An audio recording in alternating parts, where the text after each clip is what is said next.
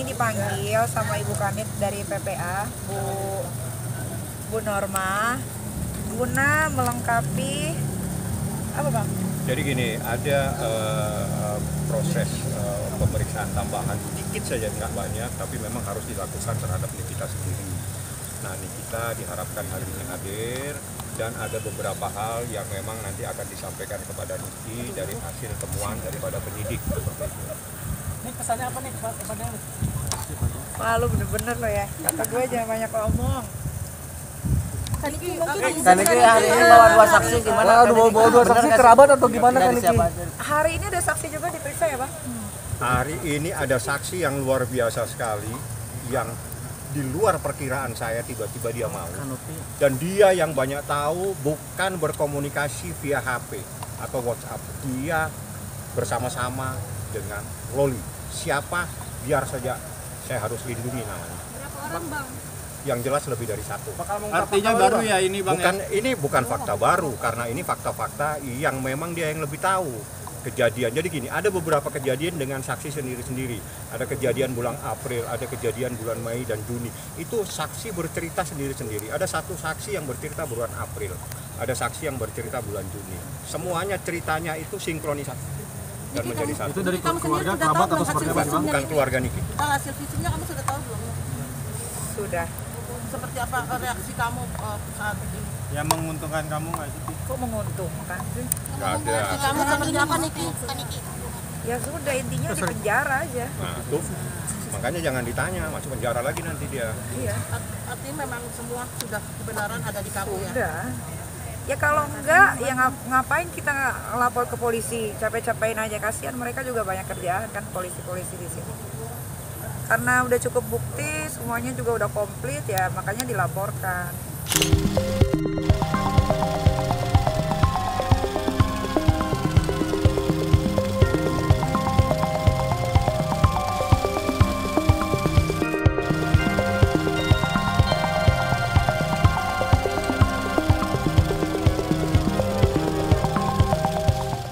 Alhamdulillah lancar semua. Insya Allah kalau nggak ada halangan besok visumnya sudah bisa diambil sama kepolisian dari Polres Jakarta Selatan. Nanti kalian tunggu aja Ibu Humasnya yang ngomong ya Bang. Ya, Humas yang bicara ya. Tadi Niki sempat ketemu sama saksi yang Ketemu tadi kan turun, kalian nggak ngeh ya? nggak tahu lah, saksinya ada baru saya dilewat. Turun. Mungkin ada obrolan apa kan Niki di atas sama saksi? Luar biasa deh saksinya. luar biasanya kan? Kalau dengar dari ceritanya, kalau nggak ada hukum kayaknya mendingan gua lindes deh. Kalau nggak ada hukum di Indonesia. Hukum rimba ya? Iya, tapi karena ini sudah masuk ke ranah hukum, biarkan ini menjadi apa? Aman Bang Rosa. Yang menjadi Jadi proses hukum aja. Iya. Sadis. Sadisnya seperti apa sih? Itu saja cukup sampai di situ. Bisa dibilang saksi kunci nggak sih ini kan Niki? Ini kuncinya double, banyak kuncinya. Dia yang banyak tahu. Jadi dia yang banyak tahu. Jadi gini, ada beberapa saksi yang berkomunikasi melalui WhatsApp, tapi dia berkomunikasi langsung, bertemu dan berjalan bersama. Jadi dia yang menceritakan dari awal. Jadi ya itu yang dikatakan Niki. Dia begitu mendengar, ini kalau nggak ada hukum udah selesai. Saya pakai hukum sendiri. Berarti ini saksi dari UK juga atau dari Indonesia Pak? Dari Indonesia. Indonesia.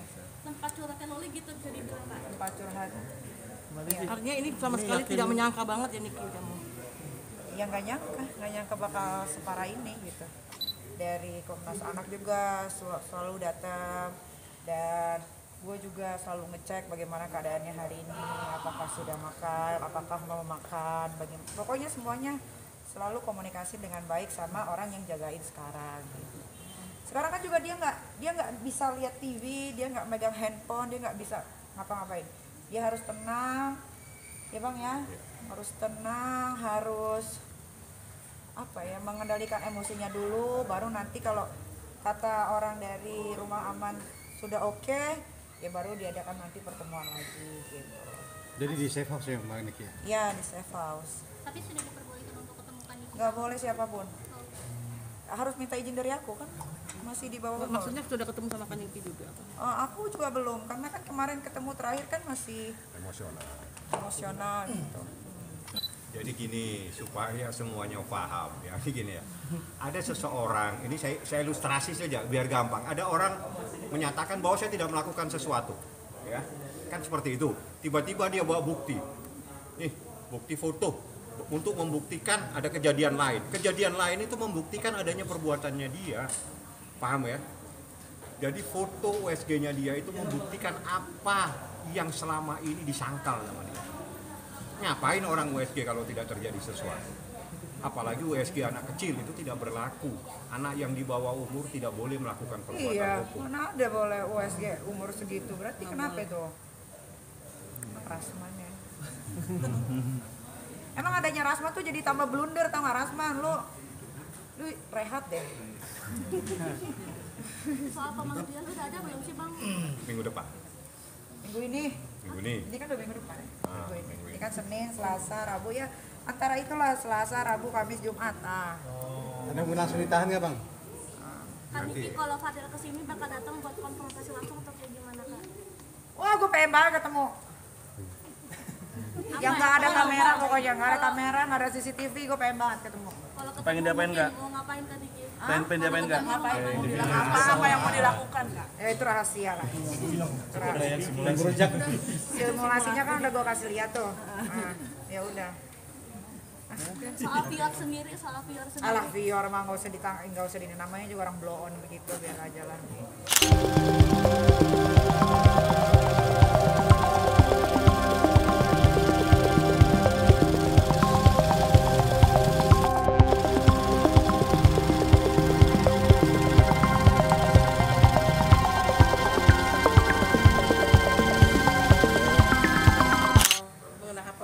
Jadi Assalamualaikum warahmatullahi wabarakatuh. Waalaikumsalam. Jadi saya diminta sama Nikita untuk menyampaikan sesuatu kepada penyidik ya.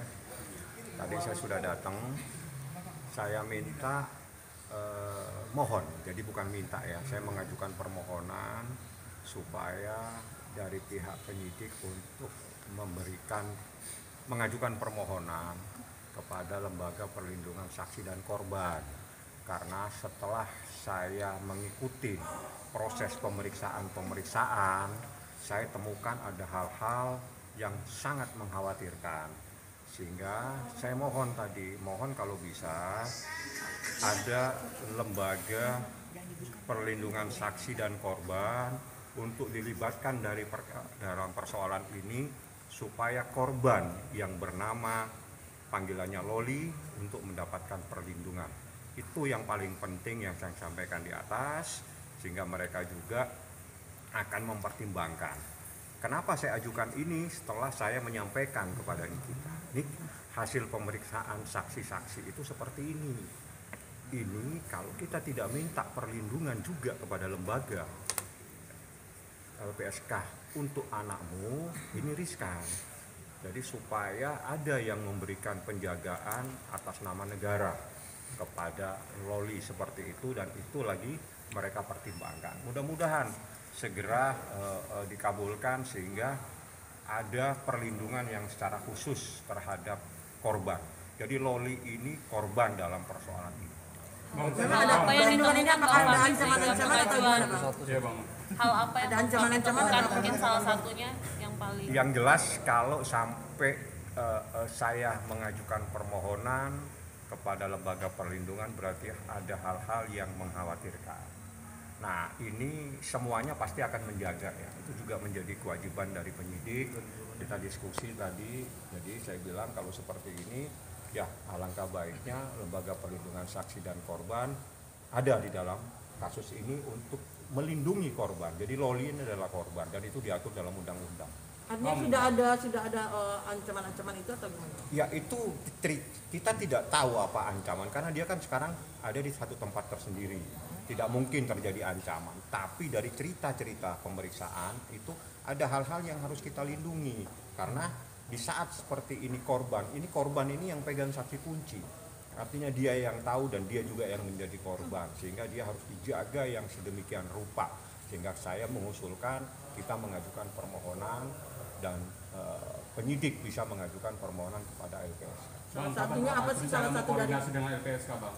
Itu penyidik nanti, bukan saya. Jadi saya hanya menyampaikan dan mereka sependapat ya, karena mereka yang memeriksa. Jadi kemarin diskusi, Nick, ini kalau kita nggak minta tolong kepada lembaga negara untuk memberikan perlindungan kepada anakmu, ini kita juga khawatir terjadi apa-apa. Jadi saya mohon, ayo saya besok berarti hari ini ya, hari ini saya ke penyidik, ke Bu Kanit tadi, pada penyidik saya mohon, mereka mungkin akan mengajukan. Nah, apakah nanti dikabulkan tidak, itu nanti akan menjadi pertimbangan LPSK. Yang jelas saya sampaikan sekarang, kita mengajukan permohonan melalui penyidik, mengajukan permohonan LPSK supaya turun tangan. Karena apa? Di sini ada saksi korban yang bernama Loli, ada juga, jadi Loli itu korban. Jadi sesuai dengan undang-undang dia berhak untuk mendapatkan perlindungan dan itu ada syarat-syaratnya. Nah, syarat-syarat ini nanti akan disampaikan atau mungkin akan dikaji tersendiri oleh lembaga LPSK tersebut. Bang, sebegitu urgent kah? Sangat urgent. Sangat urgent. Bang, mungkin Melihat dari hasil kata-kata dari, apa sih yang membuat akhirnya berpikir bahwa oh ini ternyata udah nggak benar nih gitu. Kalimat Ya itu apa? dari soal kalimat nggak boleh kita sampaikan. Sekali lagi, saya berkali-kali ngajukan permohonan maaf. Ada batasan yang diberikan undang-undang yang melarang saya untuk menyampaikan proses pemeriksaan. Tapi Anda saya kasihkan hal-hal yang memang bisa saya sampaikan. Seperti tadi, saya akan mengajukan permohonan perlindungan terhadap saksi dan korban karena Loli adalah korban. Boleh saya sampaikan, tapi isi dari persoalan itu saya dilarang. Tapi kalau Anda bertanya kepada Humas dan Humas menyampaikan, ya itu haknya penyidik karena ini haknya penyidik. Jadi saya dilarang undang-undang. Penyidik mungkin dia punya hak untuk menyampaikan. Tanyakan ke Humas atau mungkin kepada Pak Kasat atau Pak Kapolres, ada apa sih sebetulnya sehingga tiba-tiba lawyernya Niki meminta sebuah permohonan, ada perlindungan terhadap Loli. Nah, seperti itu. Ini saksi yang sudah datang dan sudah dengan sendirinya mereka yang menelpon, mereka yang ingin menegakkan kebenaran untuk melindungi seorang anak itu rata-rata datang sendiri. Dia telepon saya, saya tanya ada apa, saya tahu begini-begini dan seterusnya. Oke, kita ketemu, kamu tahu apa persoalan? Dia cerita, satu persatu dia cerita. Oke, karena gitu, kalau kamu tidak keberatan, kamu menjadi saksi dalam perkara ini. Mereka tidak berkeberatan.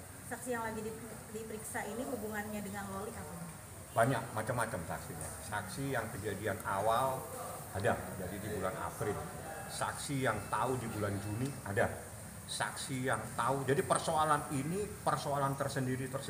Tapi saksinya berbicara mengenai peristiwa-peristiwa sendiri. Jadi contoh, peristiwa April itu ada saksi tersendiri yang bercerita. Itu awal kejadian setelah dia pulang dari luar negeri. Ada saksi lagi di bulan Juni. Saksi di bulan Juni itu terkait hal-hal yang luar biasa. Dan itu saksinya ada 2. Nah, semua ini semuanya berkas. Keterangannya seperti apa secara mendetail itu ada di penyidik. Ya. Bagaimana teknis dan semuanya, bagaimana yang dilakukan oleh korban Loli ini itu semuanya terurai secara terperinci di dalam berita acara pemeriksaan atau berita acara interview.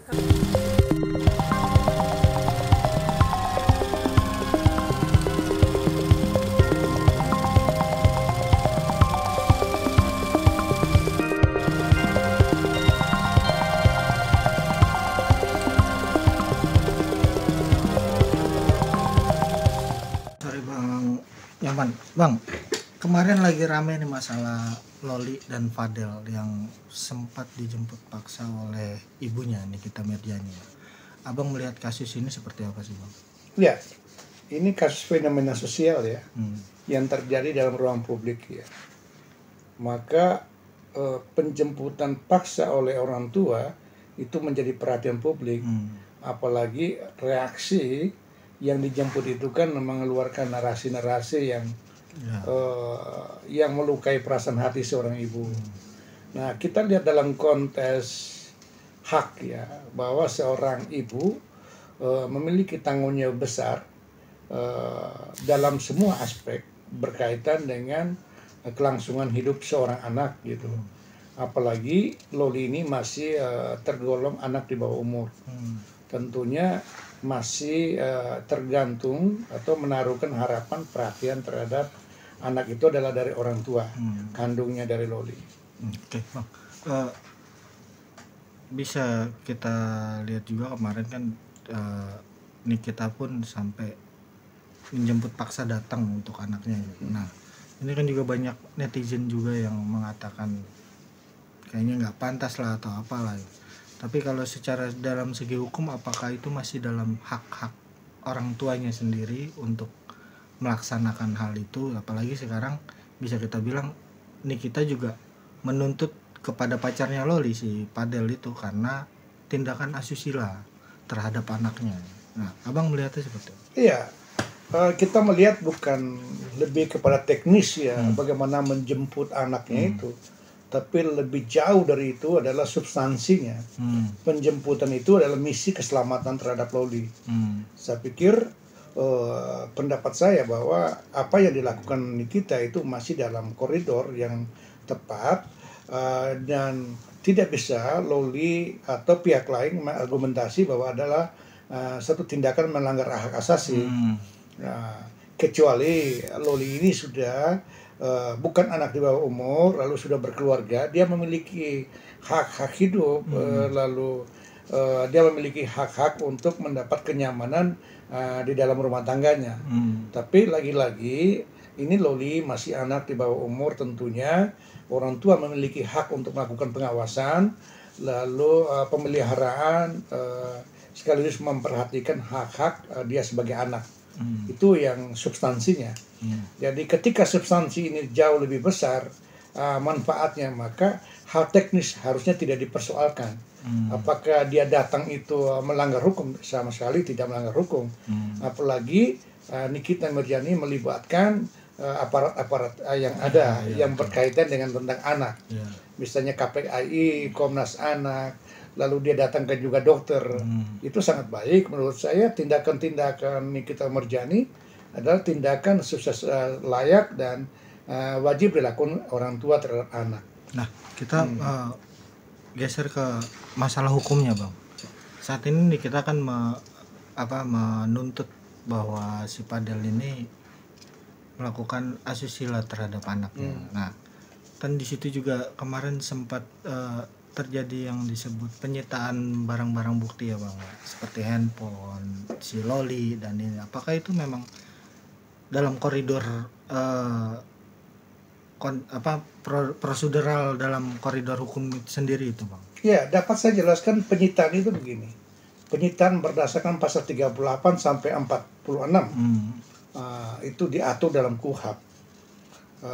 Penyitaan itu adalah suatu rangkaian tindakan penyidik untuk melakukan pengawasan, pengamanan terhadap benda yang tidak bergerak, yang terwujud dan tidak terwujud, untuk kepentingan pembuktian dalam penuntutan atau peradilan. Maka penyitaan model itu dianggap sah menurut hukum untuk kepentingan pembuktian dalam penuntutan. Karena ini dalam kasus pidana ya. Dalam kasus pidana. Lalu penyitaan supaya penyidik itu tidak melakukan serta-merta, maka penyitaan itu harus memperoleh izin terlebih dahulu dari pengadilan. Nah, pertanyaan apakah penyitaan kemarin itu memperoleh izin atau tidak, itu sangat tergantung fakta yang di kemudian. Tetapi terhadap benda-benda bergerak itu tidak perlu terlebih dahulu meminta persetujuan dari ketua pengadilan setempat. Karena benda bergerak itu kalau tunggu persetujuan, maka dia akan cenderung menghilangkan barang bukti. Sehingga menyulitkan dalam proses pidana itu benda-benda itu menjadi sebagai alat bukti untuk mendukung terang benderangnya sebuah tindakan pidana yang didugakan kepada Fadel itu. Nah, untuk masalah hukum yang terkait dengan tindakan, mohon maaf Bang, berhubungan badan di bawah umur. Nah, ini menarik juga nih Bang. Menurut Abang sebagai pakar hukum itu, apakah hukum yang bisa dibilang berhubungan badan di bawah umur ini cukup bisa memegang si tersangka ini, Bang? Ya, kalau saya melihat dari apa yang disampaikan oleh kuasa hukum pelapor maupun Nikita Mirzani, peristiwa-peristiwa itu jika dirumuskan, dikonstruksikan, ada beberapa pasal yang bisa dikenakan kepada Fadel. Jika benar-benar dia melakukan apa yang dituduhkan, apa yang disangkakan saat ini, sesuai dengan materi laporan. Tetapi dari beberapa pasal yang berlapis itu, pasal yang paling berat itu adalah berkaitan tentang hubungan badan terhadap orang lain, seorang perempuan yang bukan istrinya. Lalu yang kedua, tindakan asusila dilakukan terhadap anak di bawah umur. Ini mungkin jauh lebih berat daripada misalnya proses pacaran ya, atau tindakan-tindakan lain, misalnya ada kekerasan fisik. Ya katanya kan ada kekerasan fisik. Nah, itu jauh lebih ringan dan sangat serius adalah dua persoalan menurut saya. Apakah tuduhan tentang aborsi itu dibenarkan atau bisa dibuktikan? Yang kedua tentang bersetubuh atau tindakan asusila terhadap anak di bawah umur ini. Kalau ini bisa dibuktikan, ya ancaman sangat berat bagi si pelaku tadi. Nah, argumentasi suka sama suka itu menggugurkan semua argumentasi itu. Dalil itu bisa diterapkan, tidak bisa digunakan di dalam anak di bawah umur. Oke. Ya.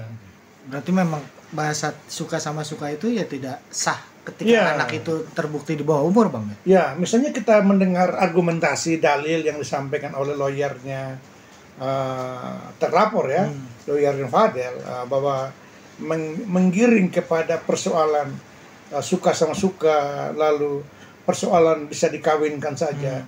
Sesuatu konsep berpikir yang sangat keliru gitu. Konsep berpikir itu sudah sangat keliru. Kenapa?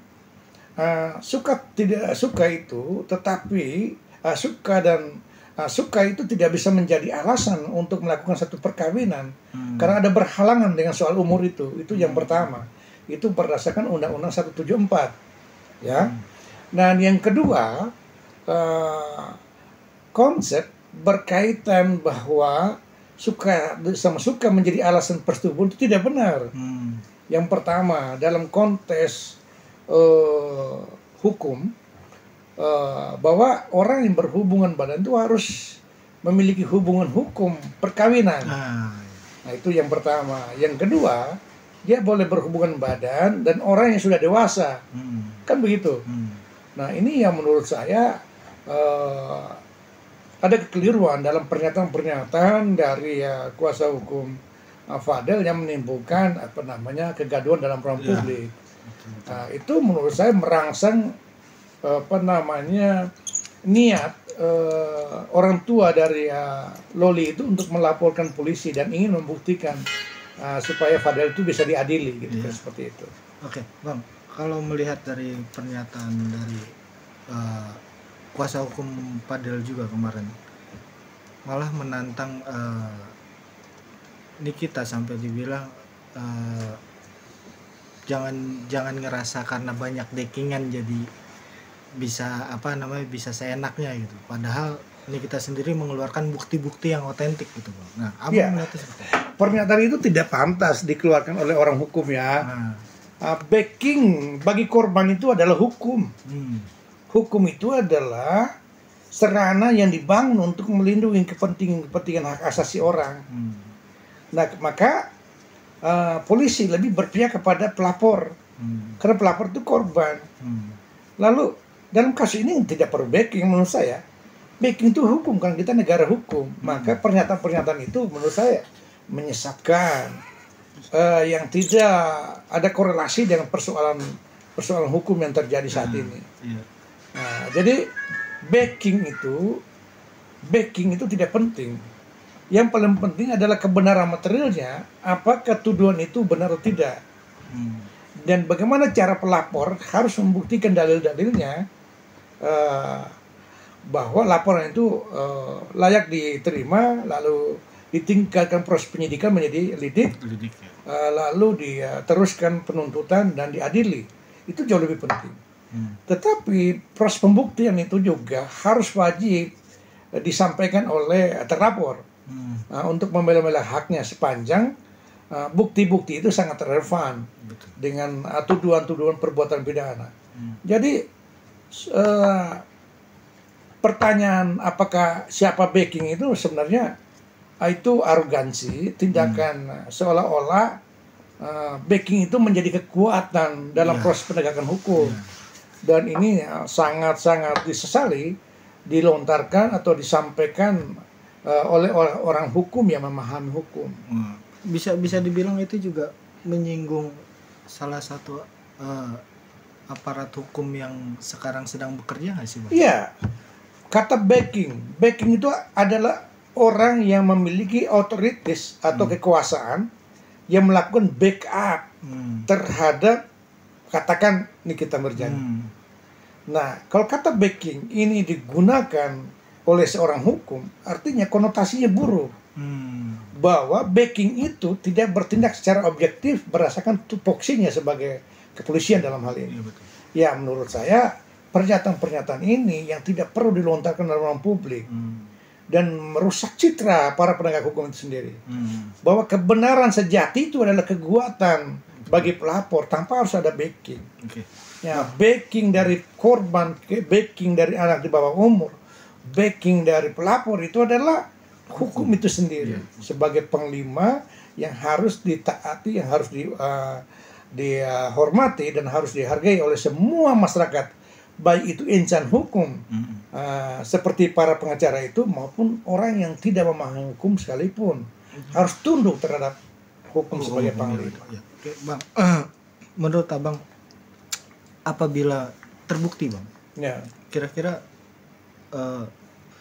hukuman yang akan diterima Fadil sendiri akan seperti apa, Bang? Ya, ada rentetan unsur yang dikenal oleh umum menyatakan bahwa pasal berlapis. Nah, mulai dari pasal perbuatan tidak menyenangkan, penganiayaan, misalnya terjadi penganiayaan, pasal asusila, lalu ada pasal pembunuhan. Nah, jika aborsi itu terbukti maka pasal-pasal yang kecil itu dikesampingkan dalam proses hukum itu. Pertimbangan hakim itu lebih pasal yang paling berat ancamannya. Itu adalah pasal asusila terhadap anak di bawah umur dengan aborsi. Nah, menurut Abang, langkah Nikita Mirzani saat ini apakah bisa menjadi sebuah contoh bagi para ibu yang mengalami kejadian yang mungkin sama gitu? Ya, ini pembelajaran publik ya. Ada pesan moral, ada pembelajaran hukum bahwa semua orang harus tahu di mana batas hak seorang anak yang masih di bawah umur dan mana batas hak orang tua. Ini dulu menempatkan posisi masing-masing supaya tidak memiliki multitafsir bahwa seorang anak di bawah umur memiliki hak dan kebebasan dan tidak boleh dibatasi, dilarang, dihambat atau menjadi perhatian keluarga, tidak boleh. Itu ada hak-hak itu yang diatur dalam Undang-Undang Perlindungan Anak Indonesia. Maka yang jauh lebih penting itu adalah dalam kasus ini menjadi pembelajaran publik, terlebihnya Loli sendiri dan Fadel sendiri kedua-duanya ini adalah anak muda yang harus memahami bahwa seorang anak itu memiliki keterbatasan kebebasan. Iya. Apalagi kita tinggal di wilayah timur. Iya, di wilayah timur. Dengan adat yang lumayan. Adat kita ini kan harus menghormati orang tua. Dan orang tua memiliki kewajiban hukum maupun moral untuk membimbing, menuntun, mengasuh dan merawat anak-anaknya untuk masa depan yang lebih baik. Jadi menurut saya langkah yang dilakukan oleh Nikita Mirzani adalah langkah yang tepat. Reaksi seorang ibu apapun sebelumnya hubungan yang tidak baik dengan anaknya itu tetap anak yang melekat karena itu darah dagingnya. Artinya apapun yang dilakukan Niki saat ini itu sebenarnya hanya untuk melindungi si Loli ya? Ya, melindungi si Loli. Artinya seorang ibu yang kejam sekalipun dia tidak pernah akan menghendaki anaknya itu hidup menderita. Dan kalau kita berbicara dalam ilustrasi lain, Iya. dalam ajaran-ajaran lain, tidak ada seorang ibu yang anaknya meminta ikan tuh dia memberikan ular gitu loh. Iya. Tidak mungkin itu. Iya. Karena dia akan Filosofinya ingin, seperti itu, iya, ya. filosofis itu. Ketika seorang anak meminta ikan, dia tidak mungkin memberikan ular. Karena dia akan pasti memberikan anak yang terbaik gitu loh. Betul. Apalagi dalam kehidupan sosial, secara sosial dan ekonomi, ini kita ini kan bukan orang yang tidak memiliki materi yang bisa memberikan terbaik buat anaknya. Saya pikir tindakan Nikita itu dapat mewakili seluruh para ibu-ibu di seluruh Indonesia bahwa atas nama seorang ibu dia harus melakukan suatu perjuangan-perjuangan yang sekalipun itu tembok yang sangat besar, Kokoh. dia harus melampaui itu. Iya. Nah itu karena kecintaan terhadap anak itu, kecintaan terhadap anak. Oke, terakhir Bang, saran Abang nih sebagai, bisa kita bilang ya, Abang juga sudah mempunyai gelar doktor dalam hukum. Melihat sisi dari pengacaranya Fadel sendiri yang mengelontarkan bahasa-bahasa mungkin tidak dalam koridor hukum ini, gimana? Ya, ini untuk semua lawyer aja. Iya. Pesan moral terhadap semua lawyer lah. Bahwa hindarilah konotasi pembelaan lah. Jadi pembelaan itu ya tidak tepat disampaikan dalam ruang publik untuk membangun dalih kebenaran. Lalu orang lain salah, itu tidak efektif menurut saya. Kenapa? Kontes pembelaan itu hanya berada dalam ruang litigasi pengadilan. Yeah. Karena di situ memiliki nilai. Apapun yang kita sampaikan, dalil yang kita sampaikan, argumentasi yang kita utarakan, itu mendapat penilaian dari hakim. Sehingga hakim bisa menilai mana yang benar dan mana yang salah. Lalu dalam ruang publik, kita argumentasi tentang kebenaran atas nama pembelaan, itu keliru. Lawyer itu tidak konotasi dengan pembelaan.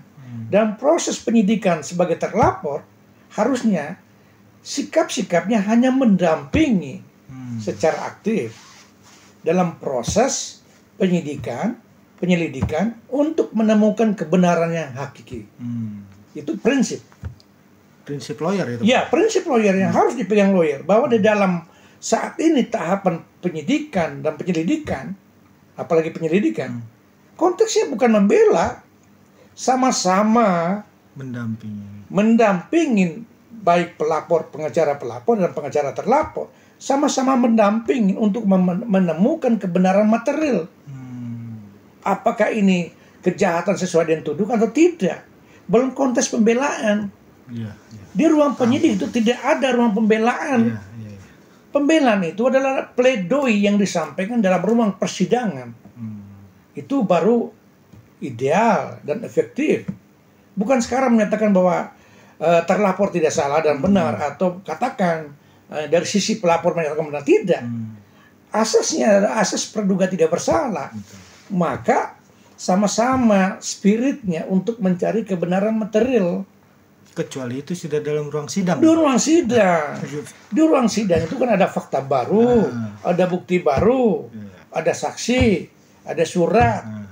Lalu disimpulkan dalam bentuk pledoi. Bukan menyimpulkan pada saat bukan ruang publik. menyimpulkan sekarang. Ini terlalu sumir, Bos. Betul. Saya tidak bisa menjamin bahwa anak saya itu hari ini melakukan hal yang baik dan benar. Betul. Karena jangkauan saya terbatas. Apalagi hubungan klien dengan kuasa hukum. Betul.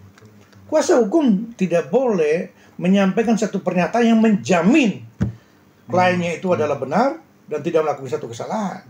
Maaf, bukan ahli nujum, bukan paranormal, dan bukan Tuhan. Itu substansinya. Jadi ini saya tidak mau mengarahkan kepada salah satu lawyer, tapi ini himbauan. Himbauan adalah terhadap lawyer, di mana konteks pendampingan, di mana konteks memberikan advice, di mana momentum memberikan satu pendapat atau saran, advice tadi, di mana konteks pembelaannya. Ketika orang datang kepada kita untuk meminta sebagai kuasa hukum, satu wajib harus dimiliki prinsip oleh lawyer, bahwa yang datang kepada kita tidak membawa sebuah kebenaran, hanya membawa cerita dan data. Kebenaran itu adalah di tengah-tengah antara para pihak yang bersengketa. Itulah kebenaran. Maka jangan coba-coba orang datang kepada saya bahwa saya mempunyai uang 10 miliar di Bank DKI tanpa ada bukti, tanpa ada cerita, tanpa ada saksi. Wajib saya menyatakan tidak percaya. Dan itu bukan sebuah kebenaran. Kalaupun saya mendengar itu, saya menghormati cerita itu, tetapi itu bukan sebuah kebenaran. Kebenaran itu adalah ketika saya mengklarifikasi kepada Bank DKI, benar tidak uang klien saya ada di sana, dalam bentuk klarifikasi, bukan somasi. Artinya lawyer juga harus membangun pemahaman kepada lawyer muda. Kan banyak yang mengklaim sebagai doktor, lawyer senior, tetapi dalam beracara itu banyak offside, melampaui batas-batas kewenangan sebagai kuasa hukum.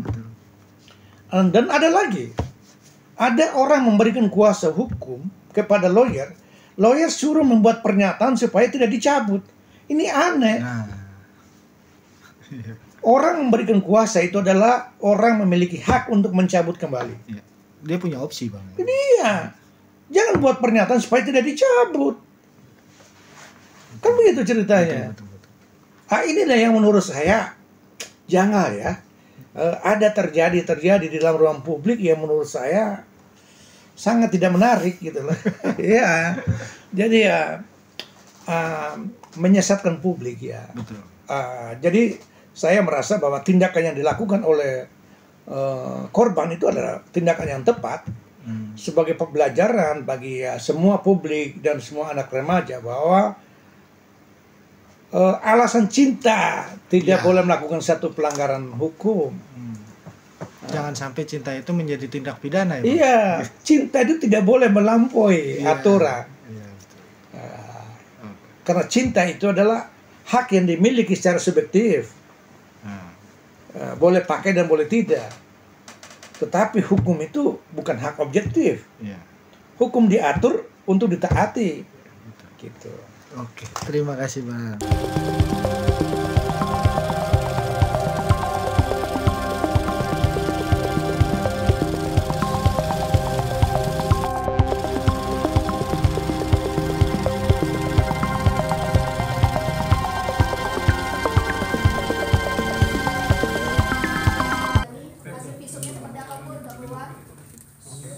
Baik, terima kasih rekan-rekan, mohon izin tadi mohon maaf juga sudah menunggu. Jadi untuk kelanjutan kasus yang dilaporkan oleh NM, kita menunggu hasil visum. Jadi untuk penyidik PPA Polres Metro Jakarta Selatan kemarin sudah berkoordinasi dengan RSCM. Kemudian hasil visum hari ini, visumnya untuk sementara. Untuk global atau untuk keseluruhannya, terutama juga hasil lab, besok baru dilaporkan. Jadi hasilnya semuanya atau seluruhnya ya nanti diberikan oleh RSCM ke penyidik Polres Jakarta Selatan besok. Hari ini visum yang diberikan adalah untuk sementara. Itu ya, jadi untuk visum sementara itu diberikan ke penyidik Polres Jakarta Selatan ya. Jadi memang di situ kemarin visum telah dilakukan. Untuk keseluruhannya terutama ada lab. Jadi kita kemarin juga memeriksa LM, ada laboratorium. Nah, hasil laboratorium itu besok baru kita diberikan. Ada berapa banyak visum mungkin yang sudah dilakukan? Untuk visum kemarin dilakukan ya, sudah dilakukan, kemudian juga hasil labnya yang kita tunggu itu. Ini visum apa aja nanti kalau boleh tahu? Visum yang dilaporkan oleh NM terutama ya, itu yang dicek oleh dokter di RSCM. Tentang virgin nggak, Bu? Itu yang tahu dokter ya, kemudian apa ahli yang tahu. Kalau kita hanya bertugas memeriksa ya itu yang memberikan surat visum, kemudian menerima hasil visum itu. Tapi dari hasil visum sementara yang sudah ada, mungkin apakah sudah menguatkan dari pelapor dari apa yang dilaporkan oleh pelapor? Ya untuk sementara ini sudah dikumpulkan oleh penyidik, ya. Itu. Jadi mengarah ke dugaan-dugaan itu, Bu? Yang dilaporkan oleh NM, ya. Jadi yang di visum jelas kasus yang dilaporkan. Itu. Bu, pemanggilan terlapor udah dijadwalkan? Udah dijadwalkan. Waktu Kapan? dekat. Ya, waktu dekat. Minggu ini? Ya, minggu ini. Surat panggilan sudah dilayangkan? Surat panggilan masih di penyidik, ya. Tapi sebentar lagi kita layangkan. Kemudian kemarin mohon izin untuk rekan-rekan juga sudah 3 orang juga kita mintain keterangan, ya. Dari fansnya LM 2 orang, kemudian juga dari teman di apartemen, ya. Jadi yang mengetahui, mendengar itu juga kita sudah mintain keterangan. Apartemen ini di tempat LM Betul, kemarin? ya betul. Jadi kita meminta keterangan dari 3 orang lagi, berarti untuk 9 orang termasuk korban dan pelapor sudah kita mintain keterangan. Dari hasil kesaksian para saksi berarti menguatkan apa yang dilaporkan LM. Jadi tugasnya penyidik ini mencari barang bukti dan keterangan saksi-saksi. Itu adalah tugas penyidik, ya. Akan ada berapa saksi lagi mungkin yang akan diperiksa? Jadi ada 2 lagi penyidik lagi memeriksa di atas hari ini 2 orang lagi Dari pelapor? dari pelapor.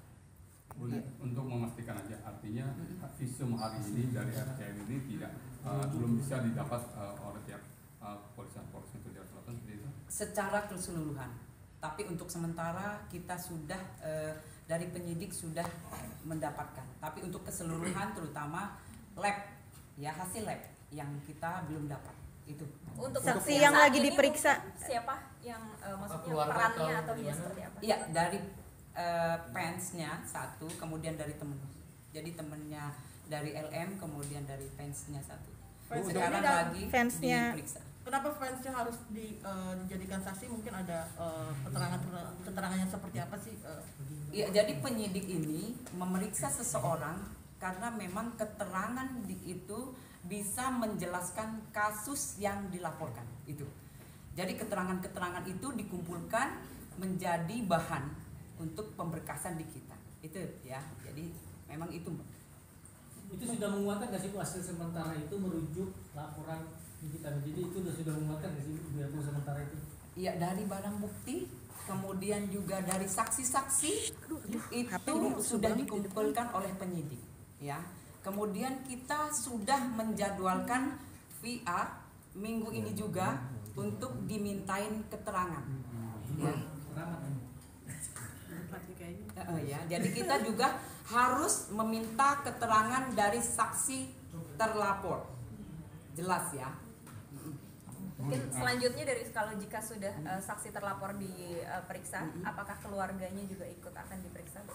Tidak menutup kemungkinan, ya jelas. Jadi kita memeriksa seorang atau meminta keterangan bahwa dia atau mereka memang mengerti dengan kasus yang dilaporkan, melihat, mendengar, dan mengetahui. Bun, saksi hari ini apakah itu referensi dari pihak terlapor atau? Jadi kalau saksi ini yang 1 datang sendiri, ya. Kemudian yang saksi datang sendiri karena sukarela, ya. Yang sukarela ini yang temannya atau yang fans? Fans. Ya. Yang 1 lagi? Yang 1 temen. Dari jam berapa? Di apartemen. Dari jam berapa mungkin diperiksanya? Ini baru diperiksa. Udah terlapor datang ada kemungkinan untuk ditahan untuk menghilangkan barang bukti atau gimana? Jadi nanti masih di dalam, jelas penyidik yang lebih tahu ya. Jadi kita tunggu saja, nanti kita update. Ya, yang jelas nanti waktu dekat kita sudah membuat surat untuk memanggil ya, untuk meminta keterangan dari pihak. Bu, yang kemarin sempat dibilang sama Niki memberikan kesaksian yang ternyata itu Niki tidak tahu, tidak berpikir bahwa kesaksian dari orang ini benar-benar mengagetkan. Itu siapa sih Bu? Sosoknya mungkin dia ini temannya kah atau siapakah? Oh, teman. Yang Teman LM. teman curhatnya si. Betul. Mungkin LM. inisialnya LM. siapa? Inisialnya mungkin. A. Inisialnya A. Bu, ini untuk tindak lanjutnya tadi NM sempat berkata katanya ingin melaporkan laporan lain seperti ada tindak penganiayaan dan juga ada video asusila. Apakah laporan tersebut sudah masuk ke Polres Jakarta Selatan? Belum masuk. Ya, kasus yang dilaporkan dari NM yang kemarin saja yang kita proses. Karena kasus yang dilaporkan baru belum ada. Oke. Artinya berarti besok akan rilis visum. Kita update. Jadi untuk rekan-rekan semua, jika memang ada hasil, kita update ya. Nanti hasilnya diupdate. Namun demikian untuk isinya yang jelas ahli dan penyidik yang tahu.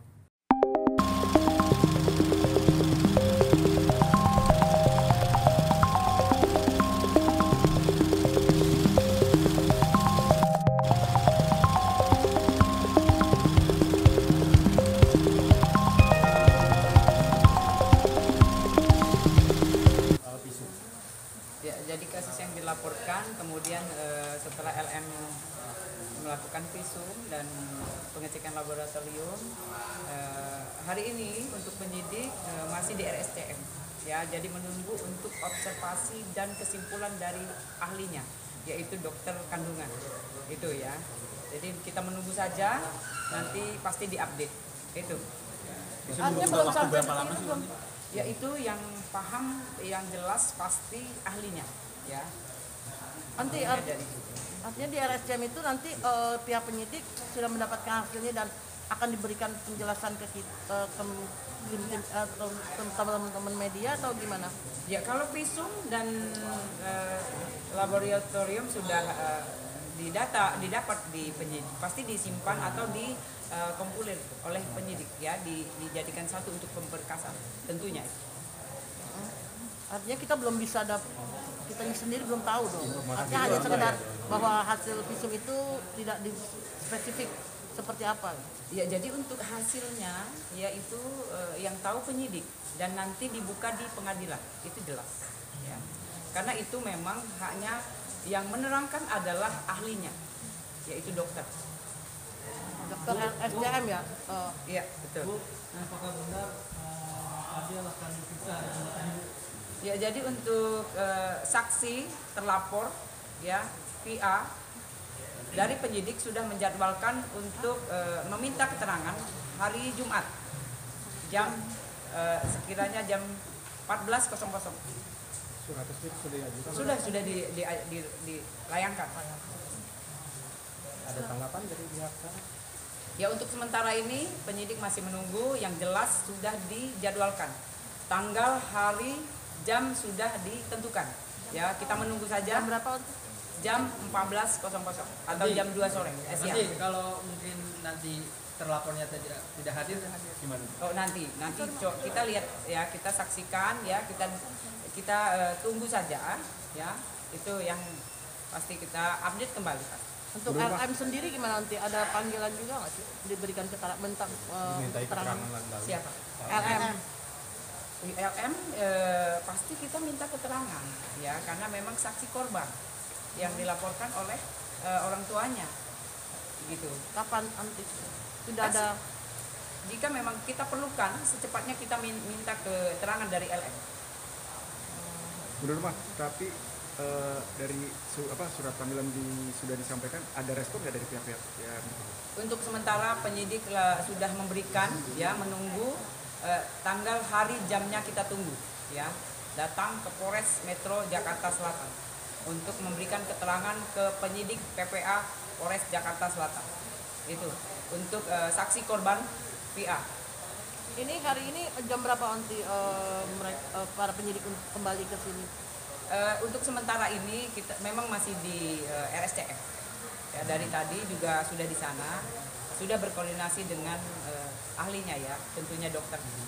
Alasannya apa sih nanti sampai detik ini belum diberikan hasilnya? Ya nanti kita ini kan diobservasi, kemudian juga ada kesimpulan. Nah itu yang memang harus diteliti betul-betul ya dalam kasus ini.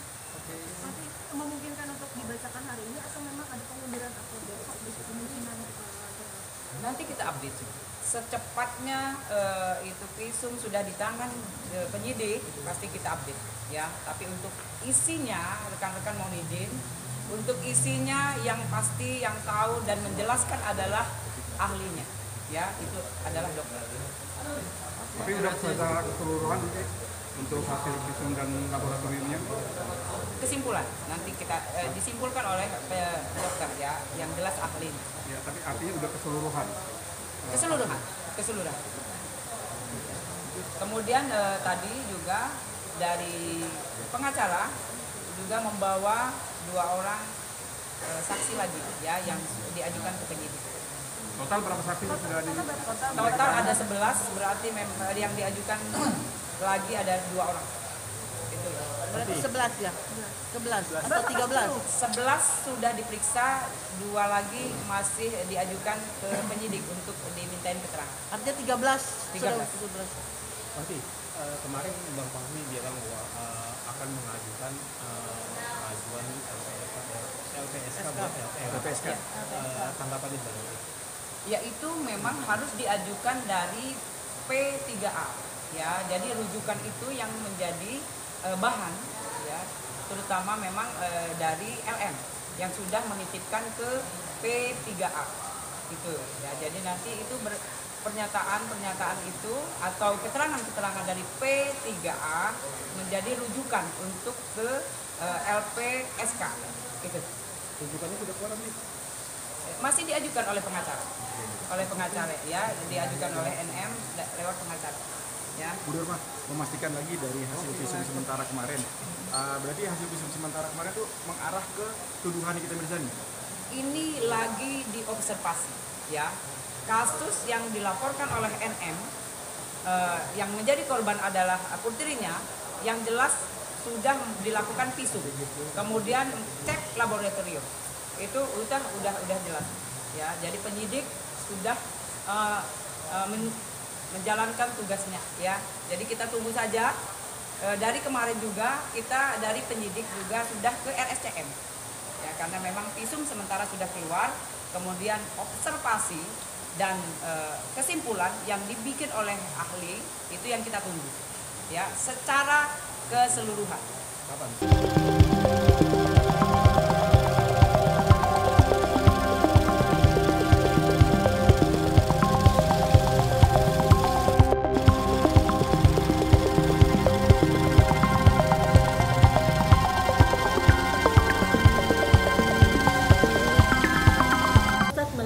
Bismillahirrahmanirrahim. Sifat yang berubah dikarenakan ada suatu sebab. Seorang anak mungkin karena jauhnya orang tua terhadap anaknya.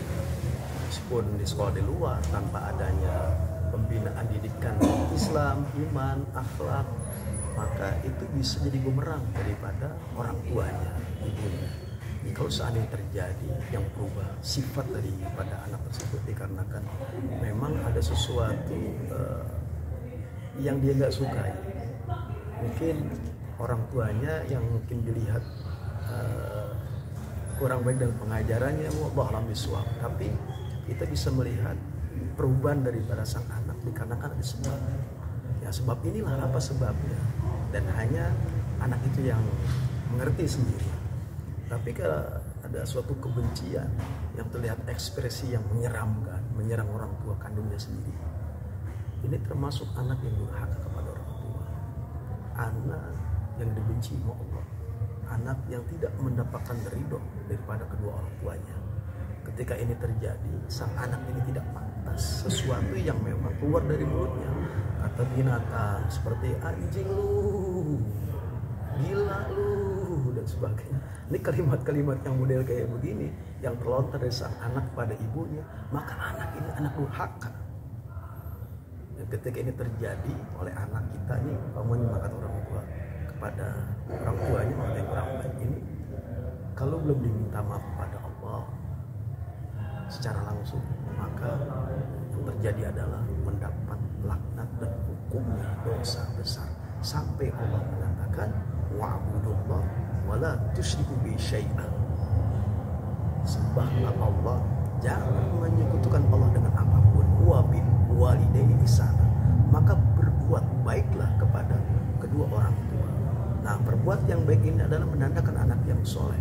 Meskipun dia memakai jilbab, kalimat-kalimat terlontar yang gak baik dan tidak pantas sampai keluar, kata-kata binatang kepada orang tuanya, ibunya, maka durhaka dan hina dina anak tersebut tidak mencium bau surganya Allah Subhanahu wa taala. Makanya perubahan-perubahan yang kita lihat anak tersebut karena ada sesuatu psikis yang beban yang ada di dirinya. Dan kita tidak menyalahkan anak itu juga, mungkin ini bukan hukuman ya, nasihat sang anak kepada ibunya. Jadi jangan diambil pahit atau hukuman buat dia, tapi kenapa bisa terjadi seperti itu? Karena sang anak ini kurang butuh kasih sayang, meskipun dia disolakan tinggi dengan biaya yang luar biasa, yang mungkin menghabiskan dana yang mendidik agar menjadi orang yang berilmu, berhasil dalam aspek kehidupannya. Ini karena memang dari keinginan orang tua kepada anak. Namun tidak ada pengontrol iman, Islam, tidak ada akhlak situ, berarti ibunya gagal dalam mendidik. Ini karena jauhnya anak kepada orang tua. Kalau ada nggak ada didikan atau saling komunikasi. Kalau saling komunikasi dengan nasihat orang ibu kepada anak pasti mengenal. Kita jangan menyalahkan Loli juga. Kenapa bisa korban akhlak yang kurang baik? Karena dampak daripada dia membutuhkan, karena ada asbab dan akibat. Hukuman bagi anak satu dosa besar yang berani melawan kedua orang tuanya, orang ibunya, apalagi wafisoli, artinya dia mengandung selama 9 bulan. Dia mau bayar dengan miliaran, memindahkan gunung atau memindahkan mata, tidak akan mampu membayar, mustahil tidak akan mampu membayar kasih sayang seorang ibu kepada anaknya. Kita lihat terjadi, meskipun dia baca Qurannya rajin, pakai jilbab untuk aurat, kemudian sedekahnya ditolak, sholatnya ditolak, hajinya, umroh ditolak karena kedurhakaannya kepada orang tuanya. Dan ini terjadi kepada anak tersebut, dia sangat membahayakan. Jadi ada sesuatu yang memang setiap aktivitasnya, ibadahnya ditolak sama Allah Subhanahu wa taala. Dalam keadaan sholat tetap ditolak sama Allah. Dalam keadaan dia baca Quran ditolak Allah Subhanahu wa taala. Saat dia mendekati diri kepada Allah dengan jalur sedekah, maka sedekahnya tidak diterima Allah Subhanahu wa taala karena kedurhakaan seorang anak kepada dua orang tua. Ridho walidain, maka ridho Allah kepada anaknya, dan sukhutullah, kemarahan Allah kepada anak karena kedurhakaannya kepada kedua orang tuanya. Ini pelajaran, ayat ini pelajarkan supaya kita menghargai, menghormati, dan jangan sampai melakukan salah aja nggak boleh dalam Al-Quran. Apalagi sampai mengatakan kalimat yang kurang baik, kurang sopan, bahkan binatang pun keluar untuk menghina ibunya. Dan ini durhakanya luar biasa. Ditolak dan ditolak segala perbuatan kebaikannya. Memperhambat dia dalam keadaan mencari rezeki. Karena bumi, langit, air, api, gunung, dan seterusnya yang alam ini yang kita injak, dia tidak akan redo kepada anak durhaka yang berani kepada ibu bakarnya. Akan menemui kesulitan, tidak ada kemudahan, yang ada emosi, setan masuk, jin masuk. Kemudian setiap dilakukan itu gelisah, resah, dikarenakan ada kedurhakaan. Bahkan tidak Allah berikan kemudahan, kelancaran, bahkan tidak akan sukses dia. Yang kita lihat belajar yang sudah terjadi itu tidak ada keberkahan dalam duniawinya. Dia resah, gelisah, pasti karena asbab durhaka kepada orang tua. Ingat, berkata ak saja diharamkan Allah kepada kedua anak ini, berkata kedua orang tua aknya saja, hampir lagi mencaci maki dengan bahasa binatang yang terlontar yang keluar dari mulut sang anak kepada ibunya, kalimat anjing, dan sebagainya, bahkan gila. Ini anak durhaka. Dan bagaimana caranya? Ya caranya bertobat kepada Allah, minta kepada orang tua. Kalau ini terjadi terus dan nggak ada mediasi di antara keduanya, maka khawatir anak ini bisa menjadi maling kundang. Laknat lagi, haram hukumnya mencuri surga Allah Subhanahu wa taala.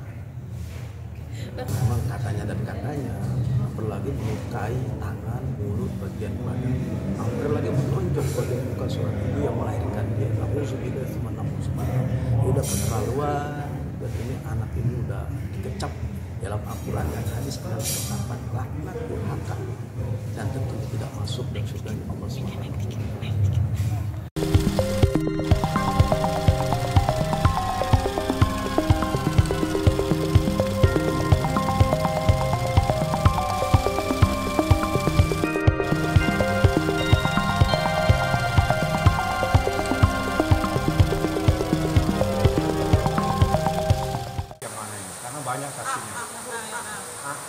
Inisial A. B. Inisial A. B. B. Saya tidak tahu ya dia siapa, yang jelas dia berinisiatif sendiri, saya hormati. Tiba-tiba dia telepon saya, bang saya yang tahu dan izinkan saya hadir untuk menjadi saksi. Tapi latar belakangnya saya tidak tahu. Mungkin penyidik yang di atas yang tahu, atau ibu yang lebih tahu karena ibu yang berhubungan dengan penyidik. Gimana Bu Norma? Bu Norma yang lebih tahu karena saya nggak tahu siapa dia. Gimana Bu Norma? Benar nggak bahwa salah satu temannya adalah Saksi adalah anak salah satu artis. Ya, ya. Ya, karena memang ini saksi mendengar ya, karena memang mendengar. Jadi memang keterangan dari saudari A kita butuhkan, ya. Kemudian memberikan itu penyidik yang memang dikumpulkan ya. Jadi untuk sementara ini memang sudah dikumpulkan oleh penyidik dengan keterangan-keterangan dari saksi-saksi yang melihat, mendengar dan mengetahui kasus yang dilaporkan oleh NM. artinya mantan A ini memang teman dekat Loli Bang? Teman dekat Loli Bang. Teman curhat, teman dia nelpon jam 2 malam sambil nangis-nangis dan seterusnya. Artinya begitu dekat ya? Sangat dekat dan dia yang sangat tahu. Tapi siapa ibu yang tahu, karena saya tidak sempat mendata dia siapa. Kalau ibu kan punya hak bertanya dengan penyidik. Kalau saya tidak boleh bertanya sama penyidik, nggak benar. Jadi biar ibu saja ditanyain, jangan saya. Bang, berarti ketika si A ini menelpon abang gitu, informasi begitu membuat abang shock juga Bang? Saya anggap ini satu hal yang luar biasa, karena ternyata dari sekian saksi dialah yang saksi yang sebenarnya. Karena dia yang berhubungan, dia yang ada di apartemen, dia yang naik ke apartemen, bahkan dia bisa menceritakan kalau misalnya itu reka ulang, dia bisa menjelaskan bagaimana ada sebuah kejadian di situ. Jadi ini saya sampaikan begini, jangan nanti tambah stres yang mendengar ini. Ya, ini sudah saya kasih clue-clue, jadi jangan terlalu banyak ngomong kamu yang aneh-aneh. Ya, saya kasih tahu, ini sekarang saya kasih clue, saya kasih suatu tanda tanya buat Anda. Kita di atas semua udah tahu semua ini kejadian, nggak bisa lari lu, dikejar lu sama Nikita Mirzani. Inisialnya apa Pak? Inisialnya? Hah? Inisialnya? Inisial siapa? Itu yang saksinya teman-teman. Tadi ibu yang menyampaikan, katanya ibu yang menyampaikan yang jelas. Saya yang jelas, saya ditelepon hanya mengantarkan ke atas, identitasnya penyidik yang pegang. Bang melihat Nikita Mirzani, Loli yang selalu bercerita dengan si A, si B, si C, teman-temannya itu, gimana sih tanggapan Abang melihatnya? Apakah mereka Loli ini emang agak labil? Enggak. Menceritakan semua orang. Itu anak di bawah umur, anak kecil. Iya, artinya dia labil. Enggak labil. Anak kecil kan suka. Saya di sini temannya ini itu biasa lah. Begitu percaya mungkin. Ya mungkin anak 16 tahun bagaimana? Dia kan beda sama kita. Kita mungkin bercerita dengan satu orang, tapi dia bercerita ini temennya yang akrab, mungkin dia percaya sama ini itu biasa. Anak kecil ya harus didinak bobokan aja. Tapi kan kaget diperlakukan seperti ini. Bang, ada nggak sih Bang kemungkinan nanti adanya penambahan saksi lalu ada penambahan pasal baru yang ingin menjerat si F ini? Tanya ibu. Ya, jadi kalau untuk penambahan saksi itu pasti diperlukan. Karena apa? Untuk memberikan penjelasan bahwa kasus ini dibuat terang benderang, ya. Itu pasti kita cari. Apalagi sudah didatangkan, itu pasti kita meminta keterangan. Itu jelas. Bang, maksudnya apakah nanti dengan hadirnya saksi-saksi ini ada fakta baru, terus Pasti. pasal baru? Pasal baru dan Tidak menutup kemungkinan. Jadi penyidik yang tahu, ibu ini kan mewakili penyidik, kalau saya mewakili pelapor. Kalau saya pasalnya gue tambahin terus dah. Nah, tapi kan kewenangannya ada di tangannya ibu melalui yang bisa menjelaskan. Bang, kan rencana Fadel akan diperiksa Jumat. Bener nih? Iya. Nah itu gimana tuh bang? Gue mikir hadir nggak sih bang buat konferensi bang? Pertanyaannya diulang yang lebih keras apa tadi? Iya bang, kan dapat info dari ibu kan rencana Fadel akan diperiksa hari Jumat besok jam 2 siang. Reaksi abang seperti apa? Lu dengerin tuh pertanyaan itu, ya? Apa tadi pertanyaannya? Iya. Gimana bang? Tanggapannya bang? Nikmatin saja, nikmatin perjalanan hidup kamu sebentar lagi. Ya, ini pasal, gue kasih pasal berlapis-lapis. Nikmatin kue lapis ini. Nah, lu jangan main-main. Ini persoalan bukan main. Ini perlindungan anak kecil umur 16 tahun ini. Ini sudah semua marah. Banyak ibu-ibu yang marah dengan persoalan ini. Mereka juga ingin melindungi anaknya. Jadi tolong jangan main-main. Lu jangan teriak-teriak aneh-aneh. Kita punya bukti banyak di sini. Ya. Itu saja yang saya sampaikan. Kaniki sendiri akan hadir. Akan hadir, siap hadir nggak di hari Jumat nanti? Abang dan Kaniki.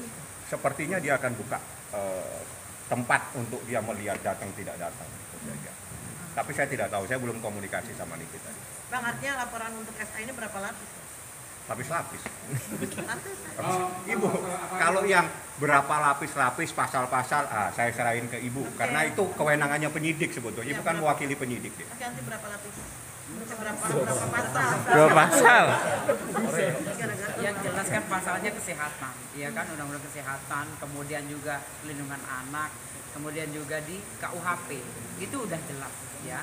Kemudian memperjelas kasus ini dengan barang bukti, ya, berupa visum, foto dan lain-lain. Itu memperjelas kasus. Berapa tahun untuk